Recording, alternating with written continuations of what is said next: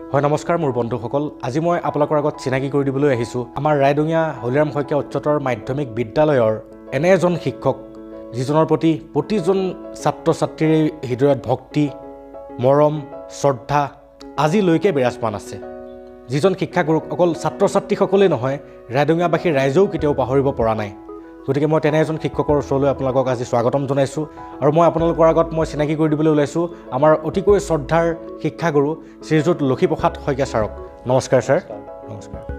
হয় ছাৰ, আমি সৌভাগ্যৱান যে আপোনাৰ দৰে এজন শিক্ষকৰ শিক্ষা লাভ কৰিবলৈ আমি সক্ষম হৈছিলোঁ আৰু মোৰ লগতে ৰায়দঙীয়া অঞ্চলৰ এনেকুৱা এজন ছাত্ৰ নাই যিজনে আপোনাক আজিলৈকে পাহৰিব পাৰিছে, যাক আপুনি শিক্ষা প্ৰদান কৰিছিলে। গতিকে ইয়াৰ পৰাই জানিব পাৰি আপুনি আমাৰ ৰায়দঙীয়াত কিমান এজন জনপ্ৰিয় শিক্ষক আছিলে। গতিকে ছাৰ, মোৰ আজি খুবেই ভাল লাগিছে আপোনাৰ কাষলৈ আহি আৰু মই আপোনাৰ পৰা বৰ্তমানৰ শিক্ষক সমাজলৈ হওক বা বৰ্তমানৰ ছাত্ৰ সমাজলৈ হওক বা বৰ্তমানৰ আমাৰ সমাজখনলৈ হওক যাতে কিবা এটা ভাল বাৰ্তা প্ৰেৰণ কৰিবলৈ সক্ষম হওঁ, তাৰ বাবে মই আপোনাৰ কাষলৈ আহিলোঁ ছাৰ। আপুনি সুদীৰ্ঘকাল ৰায়দঙীয়াত শিক্ষকতা কৰিছিলে, গতিকে আমাৰ ৰায়দঙীয়াত আপুনি শিক্ষকতা কৰাৰ অভিজ্ঞতাৰ বিষয়ে মই আপোনাৰ পৰা চমুকৈ জানিব বিচাৰোঁ ছাৰ। ধন্যবাদ সুমন, মোৰ প্ৰিয় ছাত্ৰ। মই ৰায়দঙীয়া তেতিয়া হাইস্কুল আছিলে, হাইস্কুলত 1981 চনৰ 4 আগষ্টত খালী হোৱা পদৰ বিপৰীতে জইন কৰিছিলোঁ 2 মাহৰ বাবে। কিন্তু 2 মাহ শেষ হোৱাৰ পিছতো মোক স্কুল অথৰিটিয়ে তাৰ পৰা আহিবলৈ নিদি মোক তাতে শিক্ষকতা কৰি থাকিবৰ কাৰণে এটা সুবিধা দিলে আৰু ময়ো শিক্ষক সমাজৰ আমাৰ ৰায়দঙীয়া হাইস্কুলৰ শিক্ষক শিক্ষয়িত্ৰীসকলৰ মৰম চেনেহ পায় আৰু ছাত্ৰ ছাত্ৰীসকলৰ পৰাও যিটো শ্ৰদ্ধা পাব লাগে সেই শ্ৰদ্ধাৰ বিনিময়ত মই তাৰ পৰা আহিবলৈ অলপমান বেয়া পালোঁ। গতিকে মই তাতে শিক্ষকতা কৰি থাকিলোঁ। তাৰপিছত মোৰ 1982 চনৰ 6 জুন তাৰিখে নতুন এটা শাখা খুলি ক্লাছৰ শাখা খুলি মোক তাতে নিযুক্তি দিলে আৰু মই তেতিয়াৰ পৰা 2019 চনৰ 31 মাৰ্চলৈকে সেই বিদ্যালয়তে মই শিক্ষকতা কৰি থাকিলোঁ। শিক্ষকতা কৰাৰ সময়ত মই আমাৰ শিক্ষাগুৰুসকলৰ পৰা বা সহকৰ্মীসকলৰ পৰা যিখিনি মৰম চেনেহ পাইছোঁ তাক নকৈ নোৱাৰোঁ। আৰু তাৰ উপৰিও মোৰ ছাত্ৰ ছাত্ৰীসকলৰ ইমান প্ৰিয় যে তেওঁলোকে মোক অনবৰতে বিচাৰি ফুৰে, মোৰ পিছে পিছেই ফুৰে। গতিকে তেওঁলোকৰ মৰম চেনেহো মই কোনোদিন পাহৰিব নোৱাৰোঁ। গতিকে মোৰ ৰায়দঙীয়া অঞ্চল বুলি কওঁতে এটা বৃহৎ অঞ্চল, তাত আইভেটি, নসত্ৰ, কহুৱাতলি, কোৰচুং, শ্যামকলীয়া, বৰিগাঁও, বিলতীয়া গাঁও, ৰজা গাঁও ইত্যাদি গাঁওবিলাক আছে। গতিকে এই গাঁওবিলাকৰ প্ৰায় সকলো লোকেই মোক ইমান আদৰ কৰে, সেই আদৰৰ মূল্য মই কেতিয়াও দিব পৰা নাই আৰু বোধহয় আগলৈকো দিব নোৱাৰিম। গতিকে ইয়াৰ পৰা ছাৰ বুজিব পাৰি যে আপোনাৰ ৰায়দঙীয়া অঞ্চলটো খুবেই প্ৰিয়, আপোনাৰ নিজৰ অঞ্চলৰ নিচিনাই। নিজৰ অঞ্চলৰ মই আটাইতকৈ প্ৰিয়, কাৰণ তাতে মই প্ৰায় 40 বছৰ চাকৰি কৰিলোঁ। চাকৰি কৰাৰ দিনত মই কোনো ছাত্ৰ ছাত্ৰীয়ে হওক বা আমাৰ শিক্ষক সহকৰ্মীসকলৰ পৰাই হওক বা অঞ্চলৰ ৰাইজৰ পৰাই হওক, অভিভাৱকসকলৰ পৰাই হওক, কোনো ধৰণৰ আঘাত পোৱা ব্যৱহাৰ মই নাপালোঁ। হয়, বহুত বহুত ধন্যবাদ ছাৰ। হয় বন্ধুসকল, ইয়াৰ পৰাই বুজিব পৰা যায় যে ছাৰৰ আমাৰ ৰায়দঙীয়া অঞ্চলত ছাৰৰ বাবে আদৰ কিমান। আৰু আজিৰ সমাজখন, আজিৰ নৱপ্ৰজন্মই হয়তো ছাৰক চিনি নাপাব পাৰে, কিন্তু ছাৰে মই অলৰেডি কৈ আহিছোঁ যে ছাৰে যাক যাক শিক্ষা প্ৰদান কৰিছে সেই কোনো এজন এনেকুৱা শিক্ষাৰ্থী নাই যিজনে ছাৰক কেতিয়া জীৱন্ত কালত ছাৰক পাহৰিব পাৰিব। গতিকে ছাৰ, আপুনি আমাক কেনেকুৱা কোৱালিটিপূৰ্ণ শিক্ষা দিছিলে আমি আজিও পাহৰা নাই। ছাৰে আমাক, মোৰ আটাইতকৈ প্ৰিয় ছাবজেক্ট আছিলে স্কুলৰ জীৱনৰ মেথমেটিক্স, আৰু ছাৰে মই ক্লাছ 10ত থাকোঁতে মেথমেটিক্স পঢ়াইছিলে আৰু ছাৰে ছায়েন্স, মেথছ আৰু এডভান্স মেথমেটিক্স পঢ়াইছিলে। আৰু ছাৰৰ কলা কৌশল, ছাৰে যেনেকৈ কৰিবলৈ শিকাইছিলে সেই মেথডবিলাকো খুবেই ভাল আছিলে আৰু সেইবিলাক আমি কেতিয়াও পাহৰিব নোৱাৰোঁ। আৰু ছাৰ, আমি ধন্য যে আপোনাক, মই পুনৰবাৰ কৈছোঁ যে আমি ধন্য যে আপোনাৰ দৰে এজন শিক্ষকক আমি পাইছিলোঁ ছাৰ। ধন্যবাদ। মই সাধু কথাৰ নিচিনাকৈ কিছুমান যোজনা দি পেলাই মই ছাত্ৰ ছাত্ৰীক পঢ়া শুনা কৰোঁ, শিক্ষা দিওঁ। গতিকে ছাত্ৰ ছাত্ৰীও বৰ আগ্ৰহেৰে সেই কথাবিলাক মনোযোগ দি পেলাই শুনে। গতিকে আৰু তেওঁলোকে নোৱাৰালৈকে মই চেষ্টা কৰিয়ে থাকোঁ। যতদূৰ সম্ভৱ মোৰ বিশ্বাস তেওঁলোকে প্ৰথমবাৰতেই মোৰ গোটেই বস্তুবিলাক বুজি পায়, আয়ত্ব কৰিব পাৰে, মোৰ এইটো এটা ধাৰণা হৈছিলে তেতিয়া। হয় ছাৰ, সেইটো ডেফিনেটলি সত্য কথা যে আপুনি যেতিয়া পঢ়াইছিলে আৰু ভাল লাগিছিলে। আৰু মোৰ এটা ইনচিডেণ্ট মোৰ মনত আছে, ক্লাছ মই 9ত আছিলোঁ। 9ত থাকোঁতে এদিন হয়তো আমাৰ অসমীয়াৰ শিক্ষাগুৰুজন কিবা এটা কাৰণবশতঃ তেখেতে সেইদিনা ছুটীত আছিলে, আৰু আমাৰ অসমীয়া ক্লাছটোত যেতিয়া হুলস্থুল হৈ আছিলে, আপুনি তেতিয়া ইনচাৰ্জ ভাইচ প্ৰিন্সিপাল আছিলে আমাৰ স্কুলৰ। গতিকে আপুনি সেই হুলস্থুলটো কণ্ট্ৰল কৰিবৰ কাৰণে আমাৰ ক্লাছত সোমাই গৈছিলে, আৰু মানৱ বন্দনা বুলি এটা কবিতা আছিলে, সেই কবিতাটো আপুনি সকলোকে এফালৰ পৰা পঢ়িবলৈ দিছিলে, যে তই পঢ়, ইটোৱে পঢ়িছে। সেই এটা স্পেচিফিক এটা শব্দ আছিলে, সেই শব্দটো চবকে ৰখাই দিছে, বহ, তই পঢ়, বহ। এতিয়া মোকো আপুনি পঢ়িবলৈ দিছিলে, ময়ো পঢ়িছোঁ, বহ। তাৰপিছত প্ৰায়খিনি ষ্টুডেণ্টে পঢ়াৰ পিছত আপুনি কৈছিলে যে তোমালোকে এই কবিতাটো যে পঢ়িছা, তোমালোকৰ ভুল এটা হৈছে, ক'ব পাৰিবানে? সকলো অবাক হৈ গৈছোঁ, কি ভুল হৈছে? তাত আহিছে মানুহ আৰু গৈছে মানুহ বুলি আমি চবেই গৈছে মানুহ কৈছোঁ, কিন্তু গৈছে নহয়, গৈছে মানুহ বুলি আছিলে। মনত পৰিছেনে? পৰিছে। মই এইটো পঢ়িবলৈ এতিয়া মূলতে হ'ল কি, ল'ৰা ছোৱালীক মানে অকণমান পঢ়ি আকৌ কওঁ যে এইখিনি পৰা তুমি পঢ়া, আকৌ তেওঁক তৎক্ষণাতে ৰাখি দিয়ে যে এইখিনি পৰা তুমি পঢ়া। মানে এইটো হ'ল কি, ল'ৰা ছোৱালীয়ে মনোযোগ দিছেনে নাই, মই কোৱা কথাখিনিৰ ওপৰত বা কবিতাটোৰ ওপৰত তেওঁলোকে কিমান মনোগ্ৰাহী হৈছে। গতিকে তেওঁলোকৰ স্মৃতি পৰীক্ষা কৰিবলৈ মই এইটো কৰিলোঁ, আৰু লগে লগে তেওঁলোকৰ যিটো কথা পাতি আছিলে, তেওঁলোকৰ অকণমান ইজনে সিজনে থাকেই তেনেকুৱা, ঘৰতে হওক বা লগৰীয়া লগ পালে যিয়েই নহওক, ক্লাছৰুমতো তেনেকুৱা শিক্ষক নাথাকিলে তেনেকুৱা দুই এক হেৰি হয়, কিন্তু সেইটো তৎক্ষণাতে নিবাৰণ হৈ গ'ল। গতিকে মই অত্যন্ত সুখী যে মোৰ কথাটো তেওঁলোকে গুৰুত্ব সহকাৰে লৈ পেলাই শিক্ষা গ্ৰহণ কৰি আছে। হয় ছাৰ, মোৰ এই ঘটনাটো খুবেই এটা স্মৃতিপূৰ্ণ ঘটনা। গতিকে ঘপককৈ মনত পৰি গ'ল, ক্লাছ 9ত হয়তো 2008 চনত আমি ক্লাছ 9ত আছিলোঁ, আৰু আজিৰ পৰা প্ৰায় 15 বছৰ আগৰ কথা। গতিকে 15 বছৰ আগৰ কথাটো যিহেতু মোৰ স্মৃতিত আছে, গতিকে আপোনাৰ প্ৰতি আমাৰ শ্ৰদ্ধা ভক্তি কেনেকুৱা হয়তো আৰু ক'বলৈ বেলেগ ভাষাৰ প্ৰয়োজন নাই।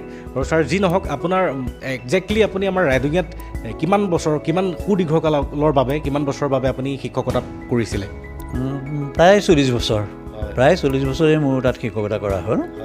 মানে মাজতে প্ৰায় এবছৰমান মই দৰমহা নাপালোঁ, কিন্তু তথাপি মোৰ মুঠতে প্ৰায় 40 বছৰ মানে মই এটা শিক্ষকতা কৰিলোঁ। কিন্তু দৰমহা নাপালেও মোৰ গাঁৱৰ ৰাইজে মানে অভিভাৱকসকলে জনা নাছিল যে মই দৰমহা নোপোৱা শিক্ষক। আৰু সকলোৱে মোকে মানে প্ৰথম অৱস্থাৰ কথা কৈছে, মানে প্ৰথম অৱস্থাৰ কথা। হয়, গতিকে ছাৰে এনেকুৱা এটা স্থিতিৰ পৰা জইন কৰিছিলে যেতিয়া ছাৰে মানে আপুনি চৰকাৰীভাৱে এনৰোল হোৱা নাছিলে সম্ভৱ তেতিয়া, আৰু সেই পৰ্যায়ৰ পৰা ছাৰে সেই স্কুলখন কেতিয়াও ত্যাগেই নকৰিলে। মানে গোটেই জীৱন ছাৰে শিক্ষকতাৰ জীৱন আমাৰ ৰাইডিঙিয়াবাসীৰ ৰাইজৰ বাবে উৎসৰ্গা কৰিলে। গতিকে আপুনি আমাৰ সমগ্ৰ ৰাইডিঙিয়াবাসীৰ ৰাইজৰ বাবে আদৰ্শ, আৰু সমগ্ৰ ৰাইডিঙিয়াবাসীৰ ৰাইজৰ হৈ মই আপোনাক পুনৰবাৰ ধন্যবাদ জ্ঞাপন কৰিছোঁ ছাৰ। ধন্যবাদ।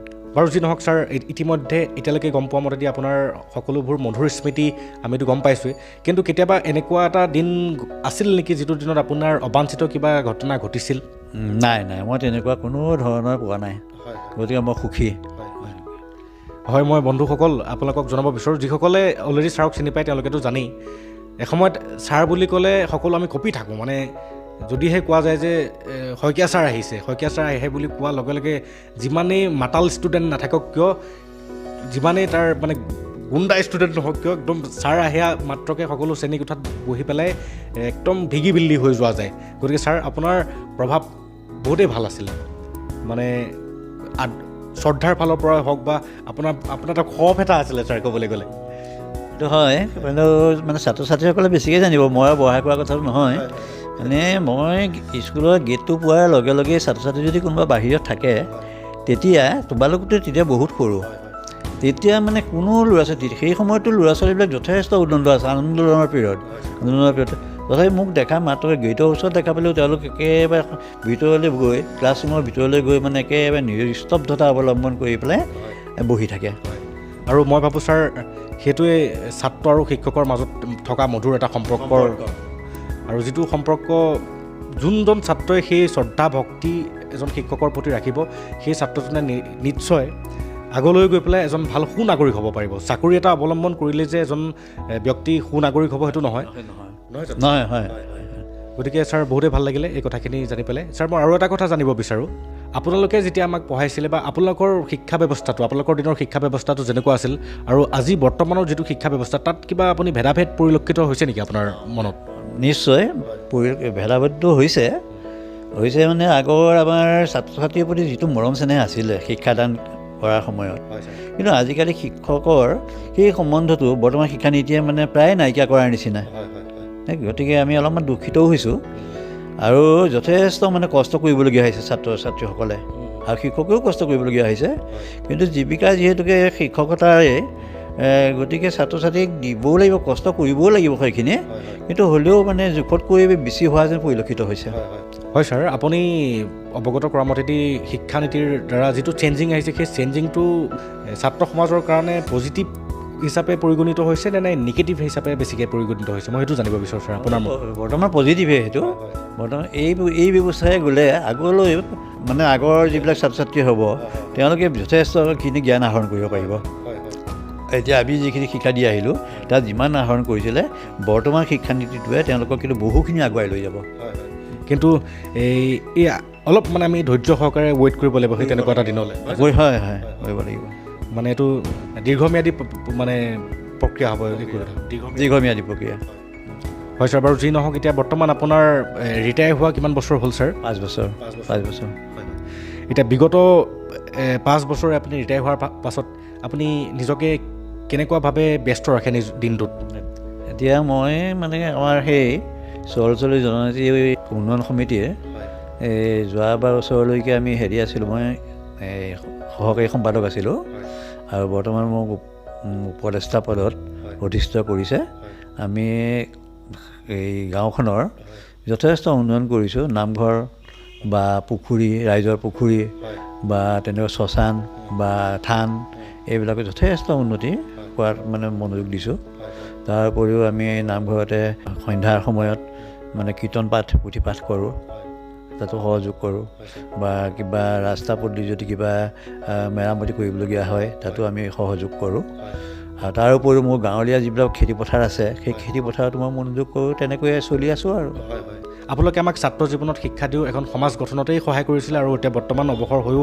এখন সমাজৰ বাবে মানে সমাজ সংগঠিত কৰাতে আপুনি বৰ্তমান ব্যস্ত আছে গতিকে ছাৰ মই আপোনাৰ দীৰ্ঘায়ু তথা আপোনাৰ সুস্বাস্থ্য কামনা কৰিছোঁ ছাৰ আৰু মই মোৰ বন্ধুসকলকো কওঁ আৰু আমাৰ ৰাইডঙীয়াবাসী বিশেষকৈ ৰাইডঙীয়াবাসীকো কওঁ যে ছাৰৰ বাবে সকলোৱে যাতে প্ৰাৰ্থনা এটা কৰে ছাৰ যাতে আজি যেনেকৈ সুস্থ অৱস্থাত মই ছাৰক দেখিবলৈ পাইছোঁ আৰু আগন্তুক দিনতো যাতে ছাৰ তেনেকৈ সুস্থ অৱস্থাত থাকে ছাৰক যাতে কোনো বেমাৰ আজাৰে লগ ধৰিব নোৱাৰে তাৰ বাবে আমাৰ সমগ্ৰ ৰাইডঙীয়াবাসীৰ ৰাইজক মই আহ্বান জনাইছোঁ ছাৰৰ প্ৰতি সকলোৱে প্ৰাৰ্থনা কৰিব আৰু নিশ্চয় ছাৰ মোৰ বিশ্বাস আছে আপোনাৰ যিমান ষ্টুডেণ্ট আছে সকলোৱে আপোনাৰ দীৰ্ঘায়ু তথা আপোনাৰ সুস্বাস্থ্য প্ৰতিজনেই কামনা কৰিব ছাৰ ধন্যবাদ ছাৰ যিহেতু সময় সীমিত থাকে আৰু আজিকালি সকলোৰে ইমান তাত সময়ো নাথাকে যে আপুনি মইতো গোটেই দিনটো কথা পাতি থাকিবলৈ মন যায় কিন্তু সময় যিহেতু সীমিত মই মোৰ মনৰ কথা এটা সুধি পেলাই আজিৰ আপোনাৰ লগত এই বাৰ্তালাপৰ প্ৰক্ৰিয়াটোক সমাপ্ত কৰিব খোজোঁ হয় ছাৰ মই মোৰ মনৰ এটা কথাক আপোনাক সুধিবলৈ গৈছোঁ যিটো মই প্ৰতিজন অনুভৱী ব্যক্তিক আজিলৈকে সুধি আহিছোঁ ছাৰ আপুনি ইতিমধ্যে উল্লেখ কৰিছে যে 40 বছৰ কাল আপুনি শিক্ষকতা কৰিলে আমাৰ ৰাইডঙীয়া হাই ছেকেণ্ডেৰী স্কুলতে আৰু আপোনাৰ বৰ্তমানৰ বয়স প্ৰায় 65 বছৰ বয়সত আপুনি ভৰি দিলে ছাৰ হয় গতিকে আপোনাৰ ব্যক্তিগত জীৱনৰ অভিজ্ঞতা তথা আপোনাৰ শিক্ষকতা জীৱনৰ অভিজ্ঞতাৰ পৰা আপুনি যিহেতু এজন সফল শিক্ষক হিচাপে আমাৰ ৰাইডঙীয়াৰ প্ৰতিজন মানুহৰ মুখে মুখে শুনিবলৈ পাইছোঁ গতিকে আজি বৰ্তমানৰ শিক্ষকসকলক আপুনি এনেকুৱা এটা কিবা পৰামৰ্শ দিব বিচাৰে নেকি যিটো পৰামৰ্শ পালে তেওঁলোক উপকৃত হ'ব পাৰে ছাৰ নিশ্চয় মানে বৰ্তমান আমাৰ শিক্ষক শিক্ষয়িত্ৰীসকলে নিজে ঘৰত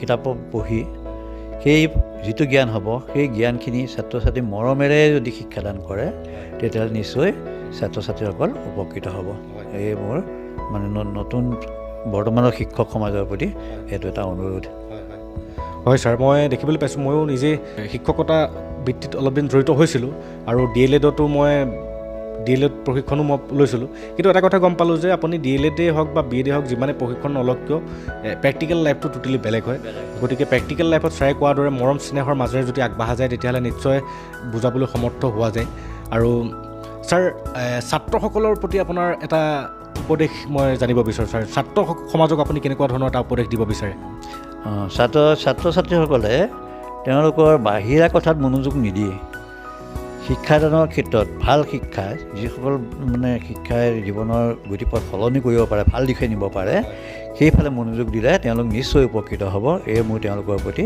আহ্বান হয় ছাৰ, বহুত ধন্যবাদ।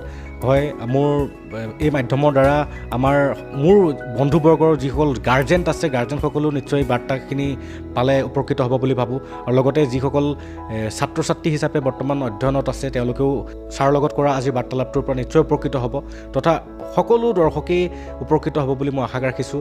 আৰু ছাৰ, মই আজিলৈ আপোনাৰ পৰা তথা মোৰ বন্ধুবৰ্গৰ পৰা বিদায় লৈছোঁ। ছাৰ নমস্কাৰ। নমস্কাৰ।